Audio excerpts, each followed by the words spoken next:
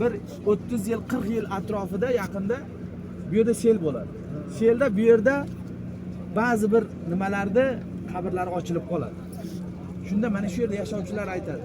Hamza radhiyallohu anhu ni bu yerda o'sha Payg'ambar sollallohu alayhi vasallam davridan belgi qo'yib qo'yganda, nimaga shahidlarning sayyidi deb Payg'ambarimiz sollallohu alayhi vasallam 70 marta janoza o'qidilar Hamza radhiyallohu anhu. 70 ta sahobani bitta olib kelganda tepalariga Hamza radhiyallohu anhuni qo'yib yig'lab namoz o'qiydi. Qattiq yaxshi ko'rgan amakilari bo'ladi-da. Shunda Hamza radhiyallohu anhuni qabrlari ochilib qo'yganda qo'llarini ko'radi. Mana shu Madina.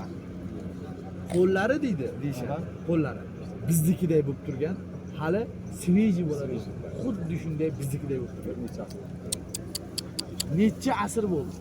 Bir o'ylanglar. Lekin Alloh taolo bizga ular o'lmasligini bizga xabarni qanchada ko'rsatdi.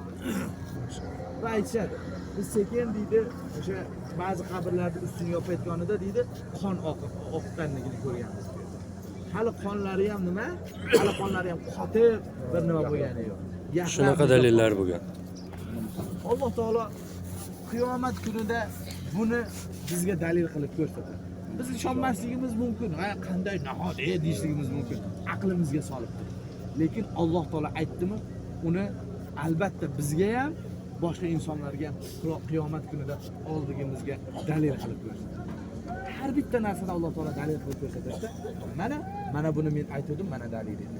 Buni aytdim, mana dalili deb turib ko'z o'ngimizga ko'rsatadi. O'shanda sizlarga bir